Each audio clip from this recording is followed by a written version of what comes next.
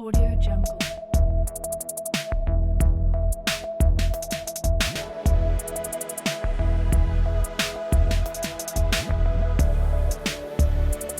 Audio Jungle.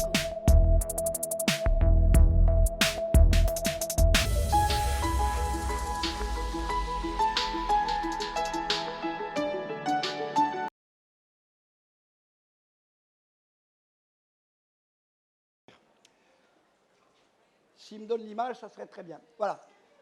Alors, c'est pas fortuit, je vous ai choisi ces deux images. Elles ne sont pas fortuites. Tout simplement. Alors, celle-ci, c'est pour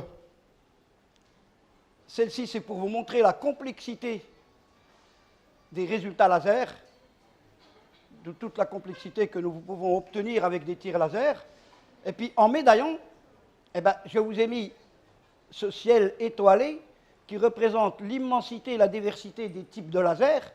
Et puis, nous, les odontologistes, eh ben, nous sommes tout petits et on se recherche pour trouver dans toute cette immensité quel est le laser qui nous sied le mieux pour nos thérapeutiques, et notamment, puisque moi je fais de la dentisterie, en thérapeutique endodontique. Alors, j'ai mis les lasers en endodontie, Panacée et Limite. Panacée, ça veut dire que c'est une utopie, c'est quoi, c'est une baguette magique ou quoi, ou bien alors les limites, parce qu'un laser, ça a des limites. Et vous verrez qu'on n'achète pas et on ne prend pas n'importe quel laser. On n'achète pas le plus beau, on n'achète pas le moins cher, on n'achète pas le plus cher. Le laser que nous prenons, que vous prendrez dans vos cabinets, c'est un laser qui répondra, dont les critères répondront au mieux à vos aspirations cliniques, c'est-à-dire ce que vous voulez faire en clinique. Alors les lasers, on va faire quand même un petit peu d'historique. Parce que tout un chacun, laser, laser, laser. Mais le laser, il faudrait savoir que le laser, c'est un acronyme qui signifie Light Amplification by Stimulated Emission of Radiation. Et les bases, eh ben, aussi étonnamment que ça puisse paraître, ça a été proposé déjà par Einstein en 1917. Il faut savoir quelque chose, c'est qu'en technologie médicale, aussi bien en médecine dentaire qu'en pharmacie et qu'en médecine, toutes les découvertes, toutes les données technologiques n'ont pas été faites pour et par la médecine. C'est toutes des inventions, des recherches faites dans le domaine militaire. Et c'est après leur utilisation dans les domaines militaires, c'est eux qui ont le plus d'argent, c'est eux qui font la recherche la plus poussée, et dans le domaine technologique, j'entends. Et ensuite, lorsque la technologie vient, elle est portée au secours de la médecine et elle est déviée, modifiée, pour pouvoir nous apporter le plus que nous recherchons dans le domaine médical. Les lasers n'ont pas été inventés pour la médecine, les lasers ont été utilisés pour l'armée américaine, pour leurs cibles laser et les lasers. C'est clair. Ensuite, vu la résonance des lasers, on les a utilisés dans le domaine médical. Les composites n'ont pas été utilisés pour la chirurgie dentaire et pour la médecine dentaire. Les composites ont été inventés, utilisés pour recouvrir les écailles de la navette spatiale qui, lors de la pénétration dans l'atmosphère, les températures extérieures pouvaient monter à 150 000 degrés. Donc le métal fondait et on recouvrait la navette avec des écailles composites, et c'est par la suite que le composite a été adopté pour la médecine. Donc je disais, les applications thérapeutiques voient le jour grâce à Meyman, qui en 1960 réalisa le premier oscillateur à rubis, ouvrant ainsi la voie d'utilisation du laser en médecine. La même année, le premier laser à gaz, avec un mélange hélium et néon, est mis au point. C'est une rétrospective. En 1965, c'est les premières applications en clinique odontostomatologique par Taylor. Et en 1970, c'est Kaminsky qui découvre le perovskite, en Russie, toujours pareil pour les militaires, qui rentre dans la composition du laser NdIAP, yttrium, aluminium et perovskite. Le perovskite et le rubis utilisé par Kaminsky, c'est exactement le même rubis qu'il y a sur les ailes du furtif, de l'avion de combat furtif.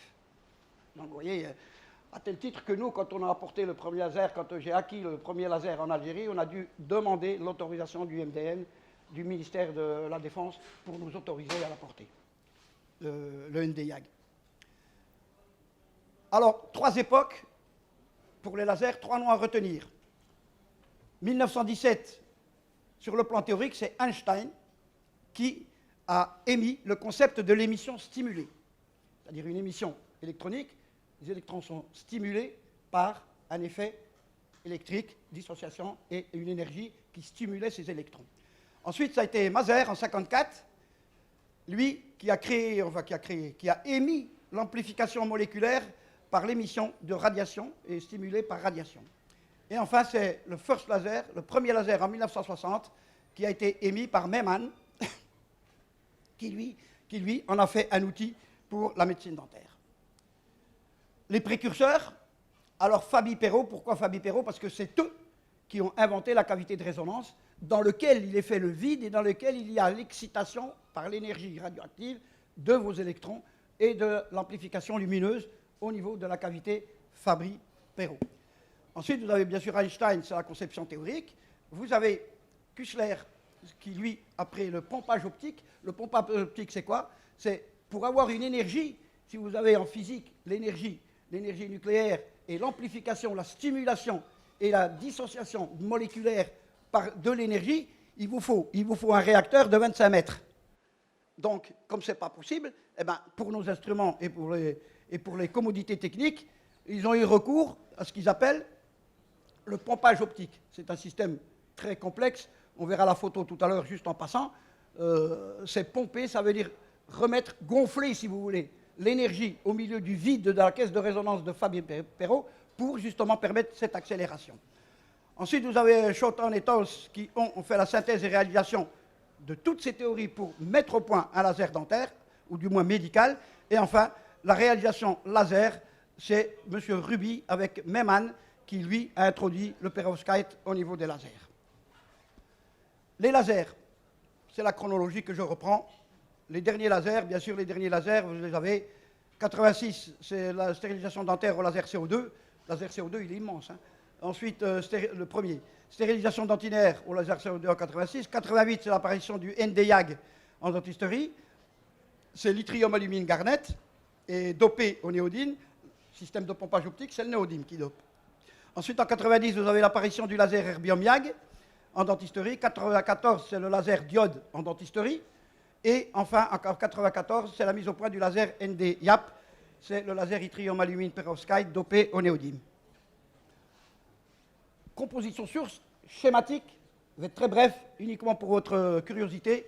Voyez, vous avez la cavité de résonance, vous avez le miroir en M1, vous avez le milieu actif amplificateur qui est l'yttrium alumine perovskite à l'intérieur avec un rubis, vous avez le miroir avant, la cavité de résonance, le pompage, la source d'énergie extérieure pour doper, si vous voulez, votre milieu actif. Vous avez le miroir en M2 de sortie, le miroir en M3 de sortie, et ensuite la fibre, ou du moins le guide focalisant, qui va, lui, par ce système, vous donner, ou du moins guider votre fibre pour avoir une action endodontique ou dentinaire ou amélaire, comme vous voulez.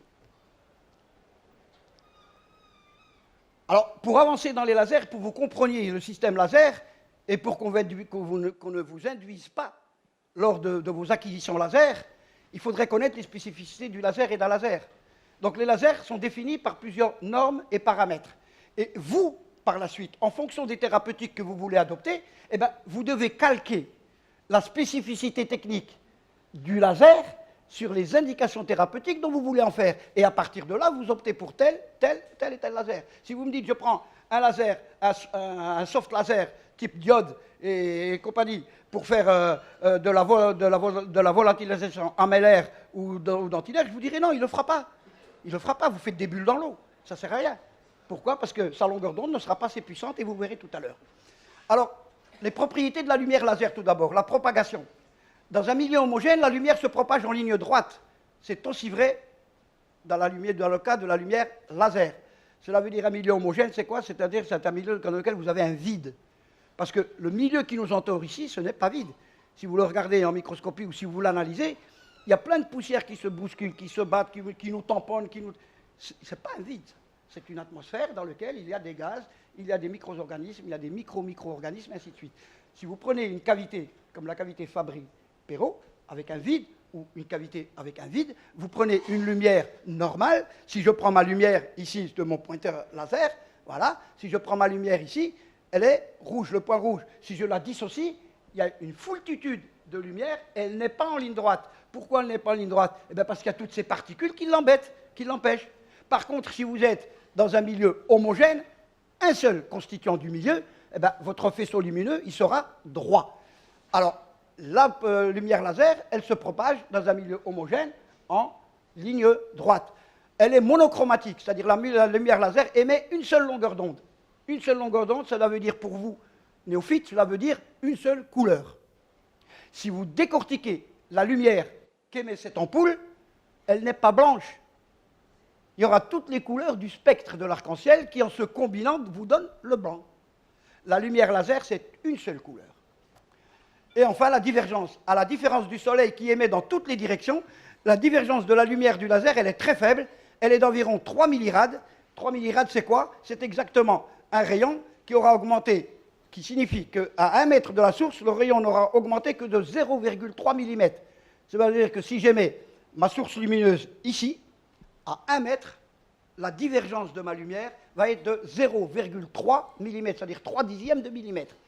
Contrairement à la lumière du soleil ou la lumière artificielle, qui, elle, en quelques mètres, elle diverge. Vous voulez avoir la signification et l'exemple type, c'est le data show. Plus vous éloignez votre data show, et plus l'image va être grande. Pourquoi? Parce que le faisceau lumineux est divergent. Et il diverge énormément. Si vous prenez un faisceau laser, que vous le mettez ici, ou que vous allez à 20 mètres et que vous le mettez, ça sera toujours le même point lumineux. C'est les faisceaux laser avec lesquels ils jouent les enfants ou dans les fêtes et les feux d'artifice qu'on projette dans le ciel. Là, il n'y a pas de divergence. Et l'image, que vous les mettez au sol ou qu'elle se propage au niveau du ciel, eh ben, il n'y a pas de déformation de l'image. Quand on projette un éléphant, ce sera un éléphant, ce ne sera pas une bicyclette. Pourquoi? Parce que la lumière n'est pas divergente. C'est ce que je vous disais, donc la lumière normale, vous voyez, et le spectre, le diaphragme, ici, le spectre, c'est tous les spectres de la couleur, et là, vous voyez, la lumière laser, c'est une seule lumière, un seul spectre monochromatique.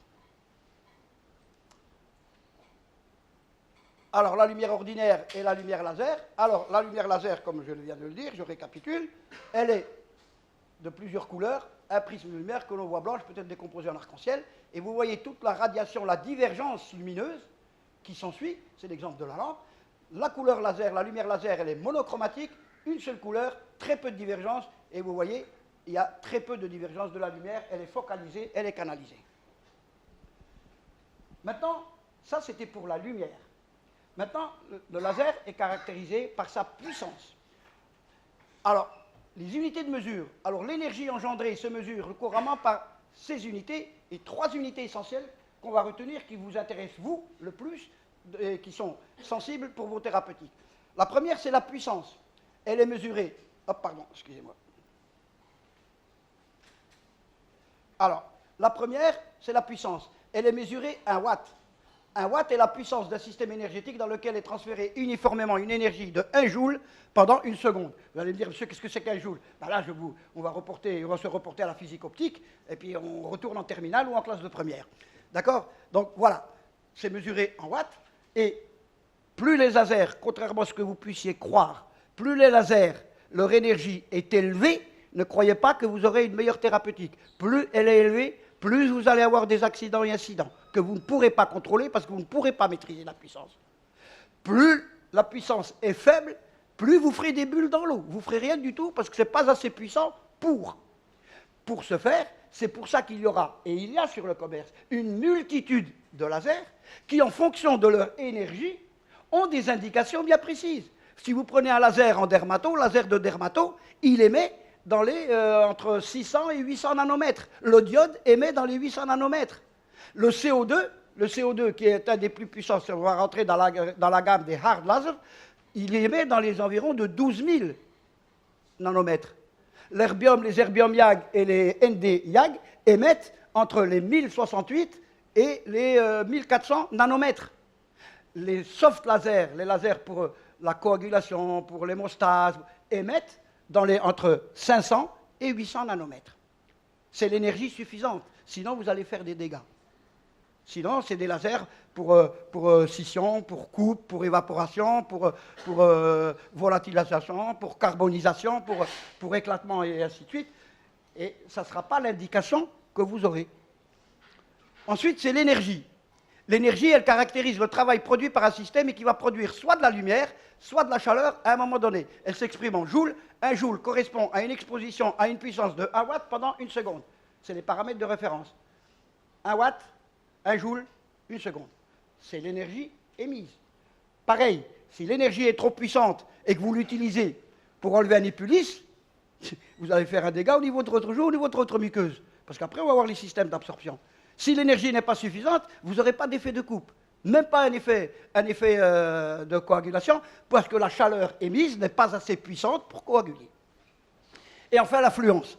L'affluence, c'est la puissance reçue par une surface en une seconde, ou encore l'énergie reçue par une surface, et on l'exprime en joules par centimètre carré. Cela veut dire quoi? Cela veut dire que votre rayon laser, lorsqu'il s'applique sur une surface de 1 cm², il va émettre une certaine puissance de coupe ou de vaporisation, et plus cette surface est grande, plus l'énergie et la puissance devront être élevées, et ainsi de suite.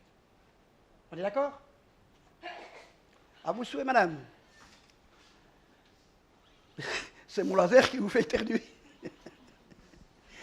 Donc il n'y a pas un laser en odontostomatologie, mais des lasers. Il est très important d'en connaître les différentes caractéristiques techniques. En ciblant les propriétés qui en découlent, nous maîtriserons les indications et minimiserons les incidents et accidents. Vous allez me dire, mais monsieur, en omnipratique, alors en omnipratique, là, on va avoir besoin de 10 lasers. On va acheter 10 lasers pour... Les firmes, jusqu'à l'heure actuelle, n'ont pas pu émettre sur le marché un laser qui puisse faire toutes les interventions que vous souhaitez, pour la très bonne et unique raison que les plages d'émission, la puissance des crêtes et l'affluence, ils ne peuvent pas faire 3, 4, 5 et 10 fluences sur un même laser. Une voiture, vous avez la première, la deuxième, la troisième, la quatrième, parce que sur la boîte à vitesse, on a mis 3 crantons qui permettent justement, en fonction de leur diamètre et du nombre de dents crantées, d'augmenter ou de diminuer la vitesse de votre voiture. Le laser, on n'en est encore pas arrivé là. Il y a un seul laser, pour l'instant, c'est le ND YAP, le perovskite, qui lui, ils ont pas mis plusieurs lasers ensemble, c'est le même laser, mais ils ont trouvé l'astuce de mettre 2 fibres avec un interrupteur de déclenchement. Vous passez de la 200 nanomètres à la 320 nanomètres en fonction de la surface que vous voulez traiter et du traitement que vous voulez utiliser sur votre malade. Soit vous travaillez en 200 mm pour faire de l'endo, soit vous travaillez en 320 mm pour faire du muqueux et de l'osseux. Alors, les critères techniques, toujours pareil. Selon la source, le milieu source stimulé pour produire cette lumière monochromatique cohérente et monophasée, il existe 5 technologies de laser pour utilisation dentaire qui se caractérisent par 4 critères. Vous avez 5 technologies, 4 critères. Les 4 critères sont la longueur d'onde, spécifique en micromètres, le mode d'émission, pulsé ou continu. Pulsé, c'est ça, interruption, interruption, interruption. Ou continu. La puissance de crête. La puissance de crête, elle est exprimée en watts. C'est la puissance de votre laser, c'est la crête. La crête, c'est la puissance émise dans un temps d'émission T, c'est toute la pleine puissance ou la puissance la plus minimale. Et c'est ce qu'on appelle la crête. Quand il va émettre, lorsqu'il est pulsé, il va émettre, redescendre, émettre, redescendre, émettre, redescendre. Et vous voyez très bien qu'en fonction de la clinique que vous voulez utiliser, vous allez prendre une puissance maximale, redescendre, repartir, redescendre. Vous allez pouvoir jouer sur le nombre de tirs, le nombre de crêtes en seconde. Dans une seconde, il y aura 3 crêtes, 10 crêtes, 15 crêtes. Et vous pourrez jouer sur l'espacement des crêtes, c'est-à-dire la puissance, et vous pourrez jouer sur l'espacement entre la première crête, la deuxième crête, la troisième crête. D'accord? Ça, c'est les temps morts, c'est les temps de repos qui sont nécessaires. Sinon, vous allez avoir un hyper-échauffement, aussi bien du site réceptionneur que de l'appareil qui émet. Alors, le mode de transmission fibre optique biocompatible, soit à bras, à miroir, soit à tube creux, soit à fibre, vous verrez pour la suite. En dentisterie, on utilise très souvent la fibre parce qu'elle est beaucoup plus pratique que le bras ou le tube creux. Alors, les 5 technologies, on avait dit 4 paramètres qui les spécifient, et 5 technologies. Vous avez les diodes, les lasers CO2, laser ND YAG, laser ND YAP et le laser erbium YAG. Là, le YAG, le yttrium, le dernier, le yttrium, alumine, garnet, il est dopé à l'erbium. Les deux autres sont dopés, le YAG, le Garnet et le Perovskite sont dopés au néodyme. Le laser CO2, c'est un des premiers lasers qui a été mis en circulation en commerce pour le dentaire. Et maintenant, vous avez les lasers à diode, mais qui restent à mon sens des lasers, des soft lasers, c'est-à-dire ils émettent dans les 860 nanomètres. C'est juste des lasers de... Allez, on va dire des lasers de confort, des lasers qui vont vous permettre des hémostases, des lasers qui vont vous permettre une désinfection, pas une désinfection, je préfère le terme, une décontamination partielle de votre dentine et de votre canal. Les gens peuvent l'utiliser, ça peut être utilisé aux mains de jeunes confrères et consoeurs néophytes. Par contre, les hard lasers, les Erbium et les ND, il faut vraiment avoir une certaine expérience, avoir de l'entraînement, de l'expérience pour pouvoir réaliser les tirs sur malades. Personnellement, quand j'ai fait mon initiation à Nice, pendant un mois, je n'ai fait que de la pièce sèche. 8 heures midi, 2 heures, 6 heures, que de la pièce sèche pendant un mois, pendant 25 jours. Pour que le professeur Roca puisse me dire « Ok, c'est bon, tu peux travailler sur malade. » Alors la longueur d'onde d'un laser, alors le laser est déterminé par sa longueur d'onde. Chaque longueur d'onde possède une absorption spécifique dans différents constituants des tissus biologiques. Qu'est-ce que ça veut dire? Ça veut dire que la longueur d'onde de laser va déterminer sa faveur pour un milieu donné, sa préférence pour un milieu donné. Et on dit que la longueur d'onde du laser, elle est spécifique pour l'eau, pour l'hémoglobine et pour la mélanine. Et en fonction de ces trois éléments, vous verrez la courbe tout à l'heure, en fonction de ces trois éléments, eh ben, les longueurs d'onde des lasers vont différer. Pourquoi? Eh ben, parce que le taux d'absorption et la compatibilité de ces trois éléments qui constituent notre milieu à nous sont différents sur les spectres d'absorption, tout simplement. Le taux d'absorption et d'énergie nécessaire à absorber l'hémoglobine n'est pas la même que celle qui est pour absorber l'eau ou pour la mélanine. Or, nos tissus muqueux, gingivo-muqueux, périapex, périapical, l'endodonte et l'odonte sont constitués d'eau, d'hémoglobine et de mélanine. Et, bien sûr, de matière calcique au niveau de l'émail et de la dentine. Mode d'émission. Comme on a dit tout à l'heure, c'est le quatrième paramètre. Le mode d'émission, il est continu ou pulsé. Alors, du mode d'émission d'un laser dépend l'effet instantané ou non des résultats, suivant qu'il est continu ou pulsé. Les lasers continus sont les lasers à diode. Pourquoi? Parce que je vous ai dit, c'était des soft lasers. À la limite, il n'y a pas de très gros accidents avec ces lasers-là. Par contre, les plus simples, mais ils sont les plus limités en termes de diversité d'indications, permettant pour certains essentiellement des coupes de tissu mou, c'est ce que je vous disais tout à l'heure, et la décontamination par activation d'antiseptiques. Par contre, les pulsés, pourquoi ils sont pulsés? Parce que si vous prenez un hard laser et vous l'utilisez en pulsé c'est en continu, donc en continu vous allez faire des dégâts.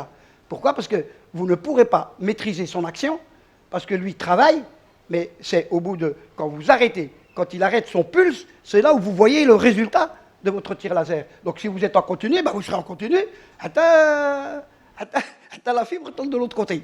Donc c'est pour ça qu'ils sont pulsés. Alors, voilà le mode d'émission d'un laser.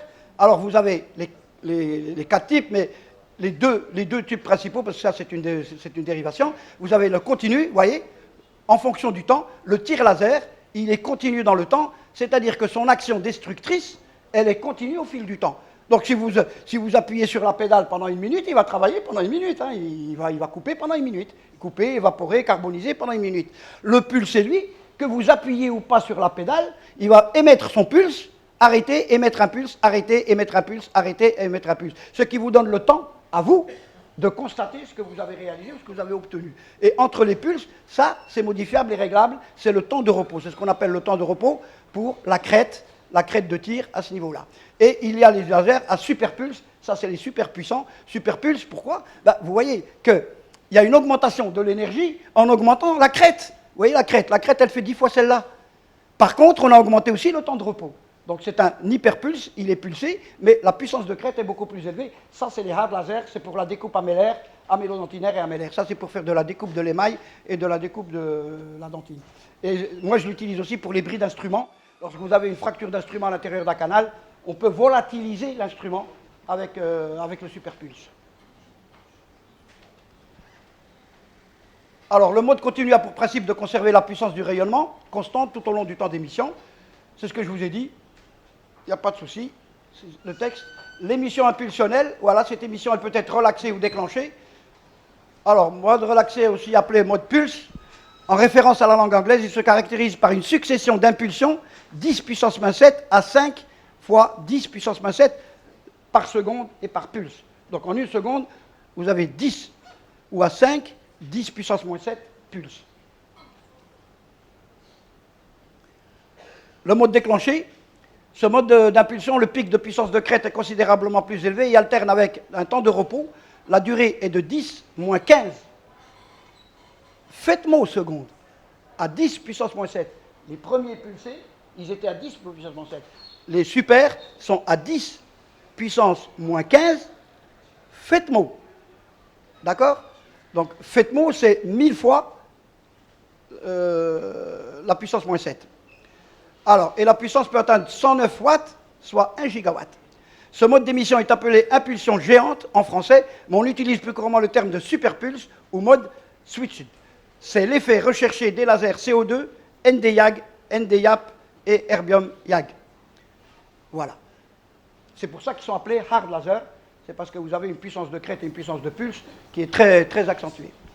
L'influence de la puissance de crête, elle correspond à la puissance instantanée d'un tir de quelques centaines de microsecondes. Ça ne se calcule pas en secondes, les tirs. L'émission se calcule en microsecondes. Le temps de référence est la seconde, mais les tirs que réalise le laser sont en microsecondes. Alors, elle détermine l'efficacité des résultats immédiats, puissance explosive, en termes de photoablation et de désinfection. C'est ce que je vous disais tout à l'heure. C'est immédiat, vous le constatez immédiatement. Ça, c'est pour schématiser le mode continu, vous voyez, l'émission, elle monte, elle atteint la puissance de crête, elle revient, et elle est continue, et la puissance est constante à ce niveau-là. En mode pulsé, ou en superpulse, vous voyez, il émet, il monte en puissance de crête, ça c'est la puissance de crête. C'est la crête impulsionnelle, il redescend, ce que vous voyez ici en temps mort, c'est le temps de repos, il repart, il revient, il repart, il repart, il repart, et là, vous avez 10 puissance moins 7 pulses, comme ceci, par seconde. Pourquoi des puissances de crête élevées? Plus un laser a des pulses courts, à des puissances élevées, plus il a la possibilité de supprimer par volatilisation, de transformer et traiter les tissus sans dommages collatéraux, pour stériliser sans détruire les protéines à la manière de l'effet UHT. C'est ce que j'utilise pour le lait que vous avez un conditionnement pasteurisé, c'est exactement le même principe. Alors, l'ND-YAP, l'erbium-YAG et l'erbium-chromium ont de très fortes puissances de crête. Ils permettent de générer de véritables micro-explosions, détruisant cellules cibles et bactéries sur une très faible profondeur, environ 30 microns au maximum, de 0 à 30 microns. Pourquoi ça va de 0 à 30 microns? Tout simplement parce que vous avez une telle puissance de crête avec une telle énergie, dans un laps de temps super court, qu'il vous détruit ce que vous voulez détruire, mais qui n'ira pas plus loin parce que le switch ou le superpulse, lui donne son temps d'arrêt et son temps de repos. Contrairement, et vous avez l'effet tout de suite qui est vu, et contrairement au soft laser où vous devez insister sur les tirs pour essayer d'obtenir un résultat. Et c'est là où vous avez les dégâts parce que là vous allez en profondeur. Alors, mécanisme d'action des rayonnements laser sur les tissus. Il a 4 effets laser. Il n'y en a pas 36, il y en a 4. Comportement de la lumière sur les tissus. Il y a les phénomènes d'absorption, de réflexion, de transmission et de scattering, c'est-à-dire de diffusion. Je vous les schématise ici. Schéma de Gray. Alors, la réflexion, c'est quoi? C'est le rayon laser qui vient taper la surface de votre muqueuse ou de votre surface à traiter et qui est réfléchi, qui repart. Il ne pénètre pas. D'accord? C'est l'effet de certains lasers en dermato, de certains lasers optiques en ophtalmo. Ils utilisent beaucoup la réflexion. Ensuite, vous avez l'absorption. L'absorption, c'est une absorption qui est minimale sur 30 micromètres, à peu près, vous voyez, et vous l'avez. C'est des micros qui sont là, ils sont utilisés en dermato, beaucoup en dermato, et chez nous en dentisterie. Le scattering, c'est la pénétration, à ce niveau-là, il pénètre, et ensuite, il y a une diffusion de votre effet. Ça, c'est des lasers à chaleur, c'est pour une destruction de pièces anatomiques, muqueuses, très souvent conjonctivo-muqueuses. Et vous avez la transmission. La transmission, c'est le laser qui va traverser toute une surface pour aller cibler une zone donnée. Nous, on utilise beaucoup l'absorption, rarement le scattering, pas du tout le réflexionnel, et encore moins le transmission. Alors, quand vous lisez la fiche technique de votre laser, quand vous voulez acquérir le laser, c'est de ça qu'il faut tenir compte. Le laser, il les met en quoi? Il les met en scattering, il les met en réflexionnel, il les met en absorption. C'est ça dont vous devez tenir compte. Alors, les différents effets, alors à la superficie des tissus, c'est les rayonnements laser absorbés. Vous avez soit une ablation des tissus lorsque le médecin dentiste cherche à couper ou à vaporiser les tissus gingivaux, par exemple, quand vous avez un épulis, quand vous avez un polype, par exemple, quand vous avez une diapnosie, quand vous avez une invagination gingivale au niveau d'une cavité proximale cervicale où vous voulez avoir une limite cervicale pour une prothèse ou pour une reconstitution complexe, vous êtes obligé de débrider. Quand vous faites une élongation coronaire pour débrider à ce niveau-là, eh ben, vous utilisez ce type de laser pour avoir un laser à effet type absorbé pour l'ablation de vos tissus. Soit un effet thermique que lorsque vous cherchez à couper un saignement, faire une hémostase. Donc l'effet thermique va entraîner aussi l'hémostase.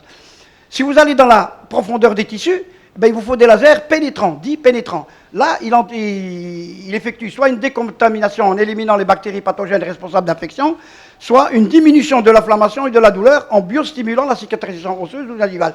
C'est ce qu'on utilise ici en endodontie pour faire justement un acte ou une action de diminution de l'effet inflammatoire au niveau des liposes, c'est-à-dire au niveau des lésions intracanalaires ou des lésions périapicales d'origine endodontique. Le collègue ce matin, son kyste qu'il a montré, personnellement, je n'aurais pas fait la chirurgie. Personnellement, j'aurais pris les morts d'une pince à suturer, j'aurais écarté les bords de la fistule, j'aurais tamponné, j'aurais mis un effet laser, 2 tirs laser pour faire une coagulation autour. Ensuite, avec ma fibre, j'aurais été un peu plus profondément, j'aurais fait 4-5 tirs laser, j'aurais obturé mon canal et j'aurais laissé le malade en observation. Ça va très certainement diminuer. On a plein de réactions périapicales qui, une fois le canal passé, la fibre elle rentre dans le canal, on fait 3 ou 4 tirs et vous avez une cicatrisation, une diminution de votre réaction périapicale dans les 15 jours qui suivent. Non dolore en plus, indolore. Alors les effets laser, c'est toujours pareil. J'aime bien les schématiser, l'écriture c'est bien, mais j'aime bien les schématiser parce que le schéma reste, la mémoire visuelle est beaucoup plus importante que la mémoire auditive. Donc, c'est ce que je vous disais, le laser pénétrant qui va pénétrer, vous voyez jusqu'où il pénètre? Jusqu'ici, jusqu'à 30 microns. Le laser absorbé, lui, va être absorbé et vous avez les différents effets, le photodynamique, ici, l'effet ablatif et l'effet de chaleur. Vous les avez ici aussi, les actions, vous pouvez les prendre si vous voulez, ça ira beaucoup plus vite. Alors ça, c'est la courbe. Ça, c'est l'effet d'émission de votre laser. Qu'est-ce que ça veut dire? Quand on vous dit, oui, le laser, on vous voit le laser, il émet à 1080 nanomètres. Qu'est-ce que ça veut dire à 1080 nanomètres? Le néophyte, ça ne veut rien dire pour lui. Pour lui, plus c'est grand, plus il est joli et plus c'est beau. Non. Voyez, vous avez le spectre. À ce niveau-là, vous avez les différents spectres de l'hémoglobine, d'accord, de la mélanine, d'accord, et de l'eau. Et vous avez les crêtes d'émission de vos différents lasers. Vous voyez que l'herbium YAG, par exemple, si vous avez le diode, il n'a aucune affinité pour le spectre de l'eau, très peu pour la mélanine, il n'en a même pas un tiers de la surface de mélanine, ici, du spectre d'absorption de la mélanine. Il sera beaucoup moins efficace qu'un ND-YAP ou qu'un ND-YAG, qui, eux, regardez, ils sont là et là, en plein milieu de la mélanine, en plein milieu de l'hémoglobine, et le spectre, il peut aller, le herbium YAG, pour l'eau. Ça veut dire quoi? Ça veut dire que ces deux lasers-là, ce laser-là, lorsque vous allez l'utiliser, il va entraîner automatiquement un effet de dissécation, de vaporisation d'eau et de dissécation. Et ce n'est pas bon pour nous, parce que nous, on travaille en milieu humide. Quand vous travaillez en endocanalaire, vous travaillez en milieu désinfectant avec un lubrifiant. Vous travaillez avec de l'hypochlorite alcalin, vous travaillez avec un EDTA, vous travaillez avec des solutions aqueuses au niveau de votre canal. Et là, justement, ces deux lasers n'ont pas d'approbation pour l'eau. Ils en ont pour l'hémoglobine. Ce qui veut dire que quand vous avez une réaction périapicale ou quand vous dépassez un apex, même si votre canal est sanguinolent, il y a du sang, le laser peut travailler. Il travaille dans ce milieu. Il travaille en milieu mélanine, il travaille en milieu ici, sans pour cela aller pomper l'eau dont le spectre est ici. Il est situé à 2900 à peu près nanowatts. D'accord? Voilà pourquoi l'herbium YAG est utilisé ici en sec, et voilà pourquoi l'ND-YAP et l'ND-YAG, vous pouvez travailler avec en endodontie, parce qu'en endodontie, on travaille en milieu lubrifiant. Les lasers les plus courants. Pour quel choix en odontologie? Alors, selon le professeur Roca, choisir un laser, c'est choisir parmi de nombreux lasers. Et c'est bien là le problème. On ne le choisit pas parce qu'il est beau, on ne le choisit pas parce qu'il est cher, on ne le choisit pas parce qu'il est peu cher, on le choisit en fonction de ce qu'on veut faire avec. Lorsque l'on parle de technologie laser, les praticiens risquent de se perdre parce que la bouche n'est pas un environnement uniforme. Dans la bouche, vous avez, dans le milieu buccal, vous avez des muqueuses, kératinisées, non kératinisées, une langue, des vaisseaux, de la salive, des glandes, des dents. C'est hétérogène. Donc pour avoir un laser qui puisse avoir une affinité pour tous ces corps, ben vous ne l'aurez jamais. Donc en fonction de votre activité, vous prenez le laser qui vous sied. Je vais aller très vite, ceux qui veulent prendre les photos, tant mieux pour eux, parce que sinon ça va nous prendre beaucoup plus de temps. Alors les lasers pénétrants, dans les lasers pénétrants, vous avez toute une multitude, voilà les lasers pénétrants. Les lasers pénétrants, c'est quoi? C'est des lasers qui émettent dans une longueur d'onde de 0,8 micromètres à 1,34 micromètres. Rayonnement pénétrant favorable aux effets biostimulants et décontaminants dans la profondeur des tissus, sous la limite du visible. Vous ne le verrez pas. Eux travaillent, mais vous ne verrez pas l'effet. Les lasers absorbés, de 1940 à 10 600 nanomètres, pénétrants et absorbés, rayonnement absorbé favorable aux effets photoablatifs, visibles sur la surface des tissus cibles. Là, vous le voyez tout de suite, que le tissu il a été vaporisé, volatilisé ou carbonisé. On va les reprendre. L'herbium YAG, milieu actif, grenaille, yttrium et alumine. Longueur d'onde, c'est ce qui doit vous intéresser, 2940 nanomètres. Il est émis en mode pulsé, mode de pulse 150 micropux à 15 Hz. Il est transmis par tube creux, plus embout ouvert ou quartz, fibre optique souple à base de saphir ou de quartz. Il est intéressant lorsqu'il a la fibre souple. Lorsqu'il est avec un tube creux, ça ne nous intéresse pas parce que le tube creux, son invagination peut être contaminable et contaminer vos tissus, d'une part, et en plus elle est rigide. Donc vous ne pouvez pas aller là où vous voulez, vous êtes limité par une ouverture buccale ou par une entrée canalaire et vous ne pouvez pas aller là où vous voulez. L'indication, alors préparation des caries, conditionnement de l'émail et de la dentine, scellement des plis et fissures et désensibilisation des collets sensibles, très important chez nous. Le laser Herbium YAG, différentes firmes le font, ça c'est un des cas. L'NDYAG, milieu actif, j'ai dit, c'est un grenade yttrium alumine dopé au néodyme, avec un garnet, bien sûr, 10 600 nanomètres, pulsé, d'accord, 200 pulses, là il a un peu plus de pulses que l'autre, que l'herbium. Alors fortement absorbé par les chromophores, mélanine et hémoglobine, grande diffusion dans les tissus jusqu'à 0,6 mm, travail en profondeur, forte augmentation de chaleur, c'est ce que je vous disais tout à l'heure, il y a vaporisation d'eau, donc il y a dissécation au niveau des tissus, et ça ne nous intéresse pas, la dissécation. Indication, effet de stérilisation, décontamination, reprise des traitements de racines, traitement d'hypersensibilité dentinaire, réalisation des fonds de cavité, parce que eux ils appellent ça la carbonisation, moi j'appelle ça la vitrification. C'était bon avant, ce n'est plus bon maintenant. Pourquoi? Parce que quand vous avez un fond de cavité ou une dentine vitrifiée ou carbonisée, deux effets. Un, c'est la coloration noirâtre de la carbonisation qui s'ensuit par l'effet du tir laser. Le deuxième, c'est que la vitrification, vous ne pouvez plus faire de total etch. Donc vous ne pouvez plus débrider l'entrée des tubuli pour avoir les tags et la micro-invagination de votre liant composite pour faire adhérer le composite. C'est comme de la vitre. Donc il ne pourra pas s'attacher. Donc si vous comptez faire une obturation composite dans le futur, ne pas utiliser ce type de laser. Ça c'est l'NDYAG. Il y a le DK, il y a le Smarty, pareil. Le laser NDYAP, alors c'est le perovskite. Transmission 2 fibres, c'est là l'avantage par rapport aux autres. Lui a 2 fibres. Une fibre à 200 microns, qui permet les traitements endodontiques des canaux très fins, et une fibre à 320 microns pour la chirurgie, la parodontologie, avec un aiguilleur de fibre permettant un changement immédiat. C'est-à-dire sur votre appareil, immédiatement, vous pouvez passer de la 200 à la 320. C'est ça le côté pratique. L'indication, préparation des caries, conditionnement des mailles de la dentine, scellement des plis et fissures, désensibilisation des collets, et toute l'endodontie, bien évidemment. Le laser YAP, c'est le Lucky, c'est celui que nous avons, c'est celui avec lequel je travaille à Annaba, et vous avez ici le changeur de fibres, l'aiguilleur. Vous passez à gauche, c'est une fibre en 200 microns. Là, il y a 2 pièces à main pour la photo, j'en ai mis qu'une. Il y a 2 pièces à main. Ici, vous avez la fibre à 200 microns. Et dès que vous changez, vous voyez le rouge, et l'autre, elle est blanche. Dès que vous changez votre aiguilleur, vous passez en 200 microns. Ça, c'est le tableau de bord. Je vous le décris parce qu'on va travailler avec tout à l'heure.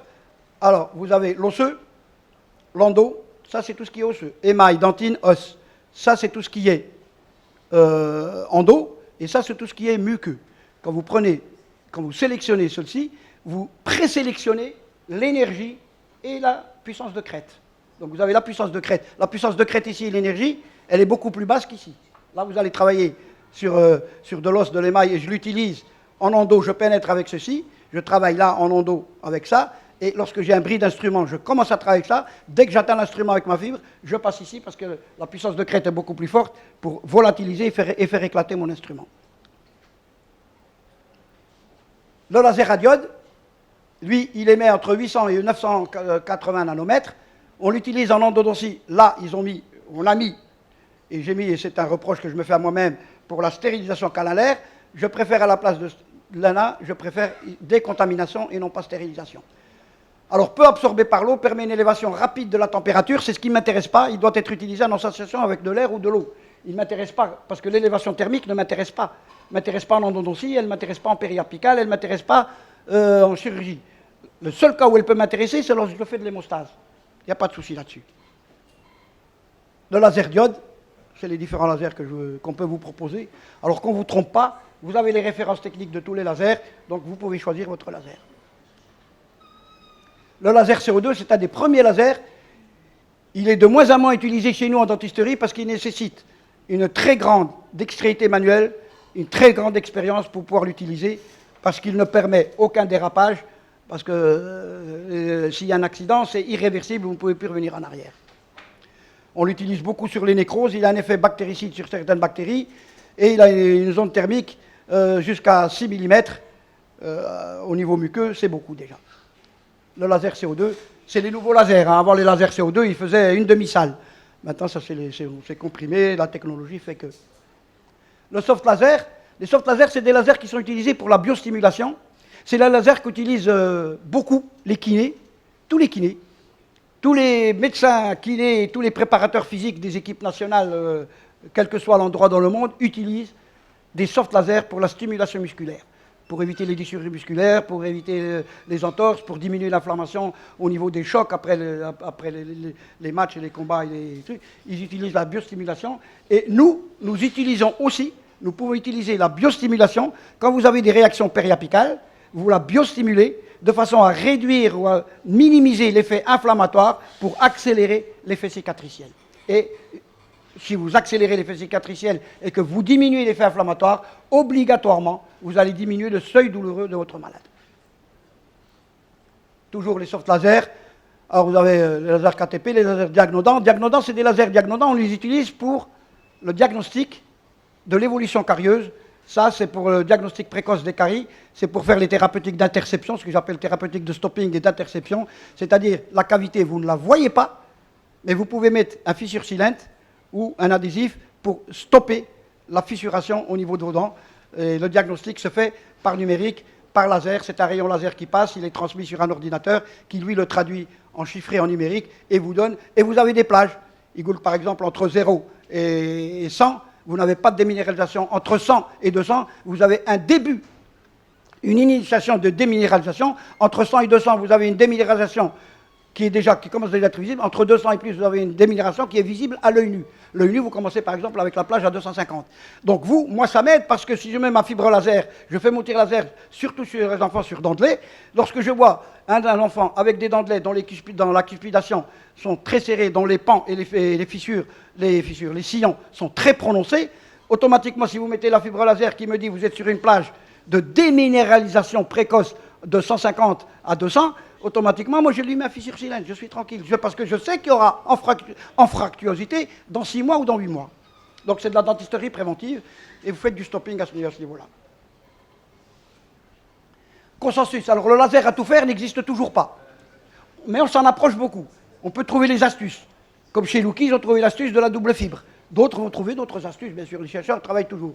À ce jour, la combinaison de 2 ou 3 lasers permet le plus souvent de gérer la quasi-totalité des besoins en omnipratique chez nous. Mais certains appareils commencent à intégrer la technologie combinée des NDIAP et des NDIAG.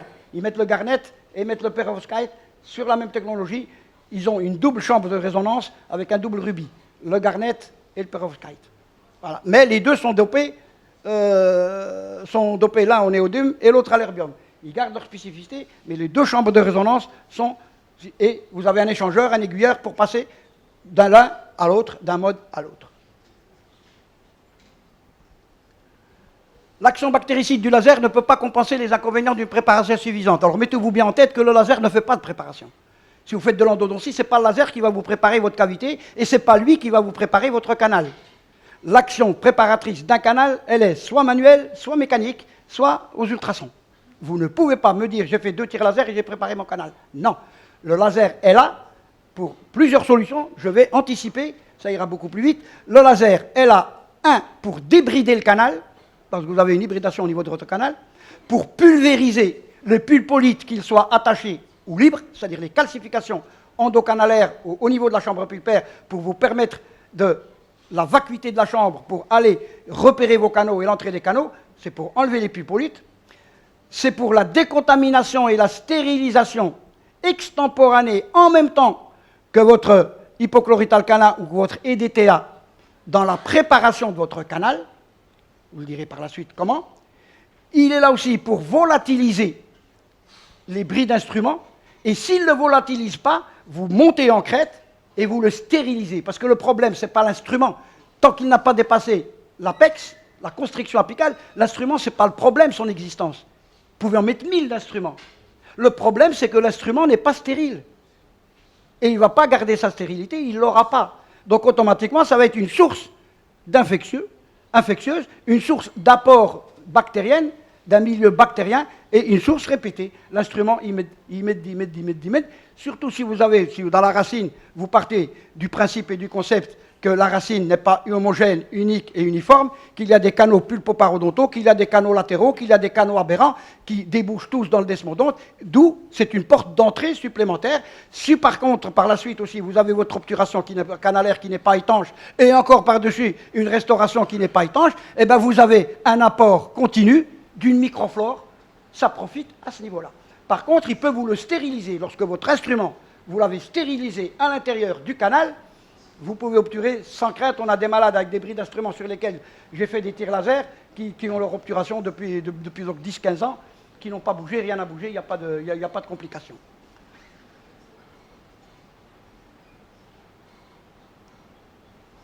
Voilà pourquoi je préfère les lasers à fibre. Nous avons utilisé en endodontie le Lucky. C'est un ND-YAP. Et ce que vous voyez ici, c'est la fibre en quartz. À ce niveau-là, c'est une fibre qui est très souple. Elle est de l'ordre de 200 microns. Et j'ai fait exprès. Là, vous n'avez pas vu les doigts de mon assistante, mais les doigts de mon assistante, elles sont là. Ils sont là. Je l'ai fait exprès pour montrer les courbures prononcées de cette fibre. Et comprenez-moi, et vous serez d'accord, que le canal n'est pas un canal, ce n'est pas une autoroute. Donc, avec une aisance technique de la part de cette fibre, vous voyez tout de suite que la fibre peut épouser n'importe quelle courbure endocanalaire, qu'elle soit mixte ou qu'elle soit simple, mais elle épousera la fibre. Vous pouvez faire rentrer votre fibre comme ça jusqu'à l'apex, même si le canal il est tortueux, il n'y a pas de souci là-dessus. Donc voilà, ça c'est la pièce à main. Vous avez la pièce à main, la fibre. Les atouts. Alors, l'action d'un laser, c'est l'action bactéricide dans l'épaisseur de dentine, l'élimination de l'enduit pariétal, c'est le déblayage de l'entrée de tous vos tubuli, c'est la Smeyer layer, l'augmentation de la perméabilité de la dentine, bien évidemment, si vous débouchez les tubuli, vous aurez une meilleure pénétration ensuite, l'activation et la potentialité des solutions. Pourquoi l'activation ? Quand vous allez mettre un hypochlorite, l'hypochlorite, il n'y a pas de souci. Il a une basse tension superficielle, il va désinfecter, il va lubrifier votre canal. Mais le canal, ce n'est pas une autoroute. Le canal, premièrement, il a des canaux aberrants, des canaux secondaires. Deuxièmement, le côté pariétal de la dentine, dans les tubuli, vous avez aussi des bactéries, une flore bactérienne sur une dent nécrosée. Vous avez une flore bactérienne intratubulaire. Comment la faire sortir? Vous ne pourrez pas. Comment l'éliminer? L'hypochlorite peut l'éliminer, à condition qu'il puisse rentrer.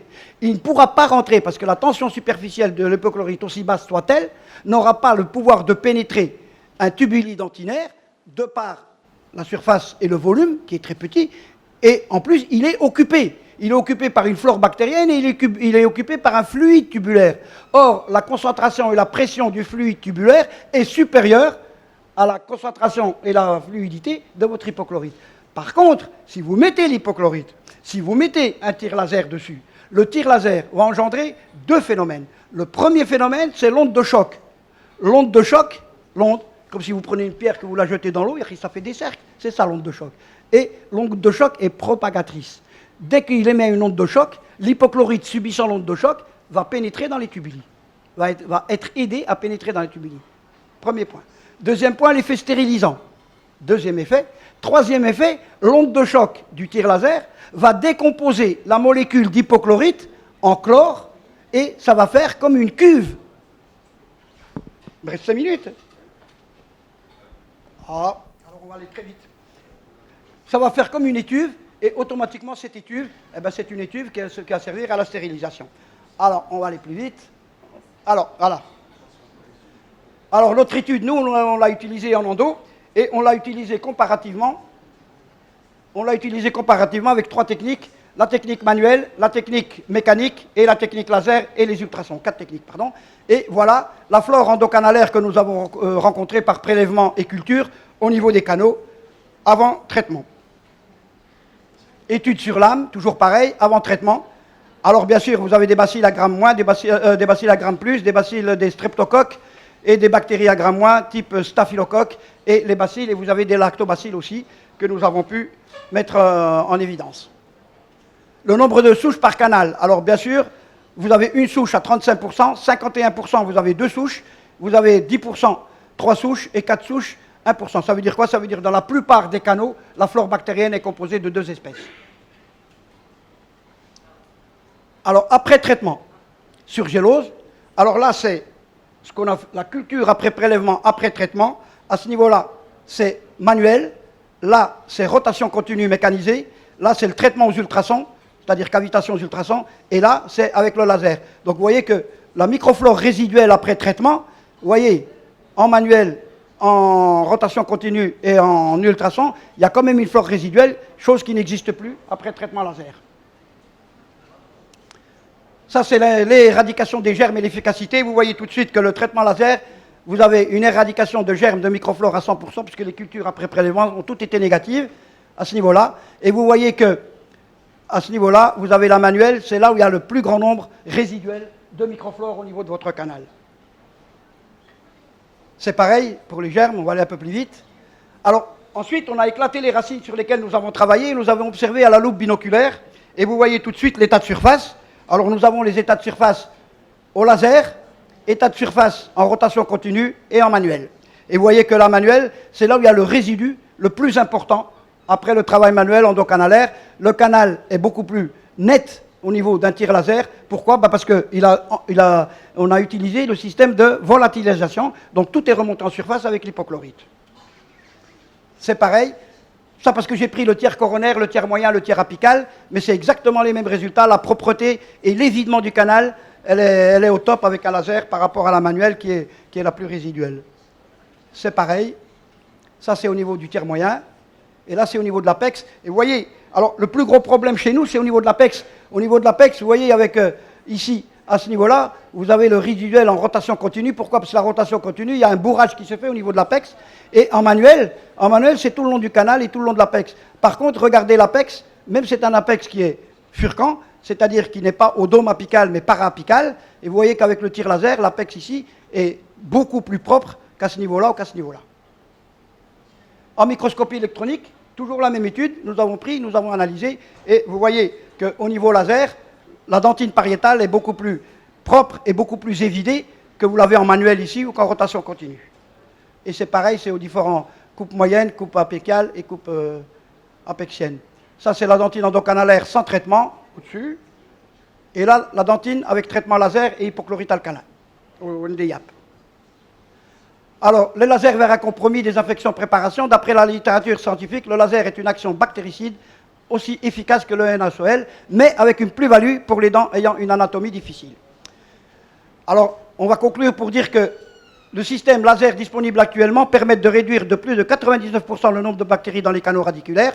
L'intérêt du laser est indiscutable au niveau du delta apical où 80% des dents présentent des canaux accessoires. Et on va conclure. Voilà. Alors je conclus. Pourtant bien utilisé, il constitue simplement un atout supplémentaire dans la réussite des plans de traitement.